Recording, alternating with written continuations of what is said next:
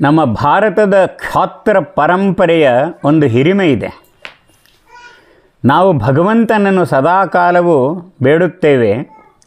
ಅಜಯ್ಯಾಂಚ ವಿಶ್ವಸ್ಯ ದೇಹೀಶ ಶಕ್ತಿಂ. ಜಗತ್ತು ಜಯಿಸಲಾಗದ ಶಕ್ತಿಯನ್ನು ನಮಗೆ ನೀಡು. ಇದೇ ಸಂಸ್ಕಾರದಲ್ಲಿ ಭಾರತದ ವರ್ತಮಾನದ ಪ್ರಧಾನಮಂತ್ರಿಯು ಬೆಳೆದು ಬಂದಿದ್ದಾರೆ. ಅಕಸ್ಮಾತ್ ನಮ್ಮ ಮೇಲೆ ಆಕ್ರಮಣವಾದರೆ ಸುಮ್ಮನೆ ಕುಳಿತು ಅದನ್ನು ಸಹಿಸುವುದು ಪುರುಷತ್ವದ ಲಕ್ಷಣವಲ್ಲ. ಆಕ್ರಮಣವನ್ನು ನಿರಾಕರಣೆ ಮಾಡಿ ಆಕ್ರಾಂತನನ್ನು ಸುಮ್ಮನಾಗಿಸಲು ಶಕ್ತಿಯ ಉಪಯೋಗ ಮಾಡುವುದೇ ನಿಜವಾದ ಪುರುಷಾರ್ಥ.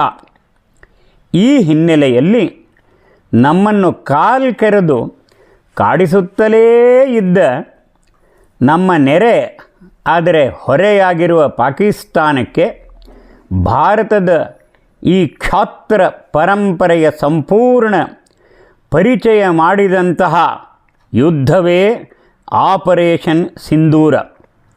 ಭಾರತ ಮಾತೆಯ ಸಿಂಧೂರವನ್ನು ಅಳಿಸುವ ದುಷ್ಟರ ಕೆಟ್ಟ ಆಟವನ್ನು ನಿಲ್ಲಿಸಲೆಂದೇ ಈ ಹೆಸರನ್ನು ಈ ಯುದ್ಧಕ್ಕೆ ಇಡಲಾಯಿತು.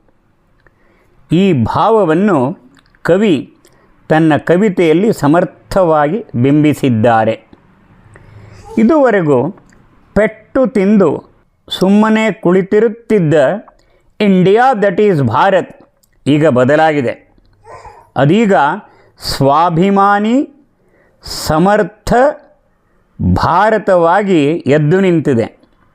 ನಮ್ಮ ಶಕ್ತಿ ಧರ್ಮವನ್ನು ರಕ್ಷಿಸಲು ಅಧರ್ಮವನ್ನು ಮೆಟ್ಟಿಸಲು ಇರುವ ದೈವೀ ಶಕ್ತಿ. ನಮ್ಮೆಲ್ಲ ದೇವತೆಗಳ ಕೈನಲ್ಲಿ ಶಸ್ತ್ರ ಇರುವುದನ್ನು ನೋಡುತ್ತೇವೆ.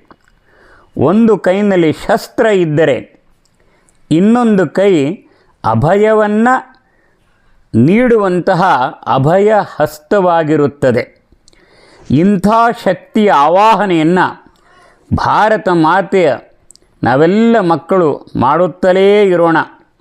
ಭಾರತ ಮಾತೆಯ ಸಿಂಧೂರವು ಸೂರ್ಯ ಚಂದ್ರರು ಇರುವವರೆಗೆ ಕಂಗಳಿಸುತ್ತಿರಬೇಕು. ಇದೇ ಸಂಕಲ್ಪವನ್ನು ಮಾಡಿ ನಮ್ಮ ಜೀವನದಲ್ಲಿ ನಾವು ಈ ದೈವೀ ಶಕ್ತಿಯನ್ನು ಆವಾಹನೆ ಮಾಡುತ್ತಲೇ ಇರೋಣ. ಭಾರತ್ ಮಾತಾ ಕಿ ಜೈ.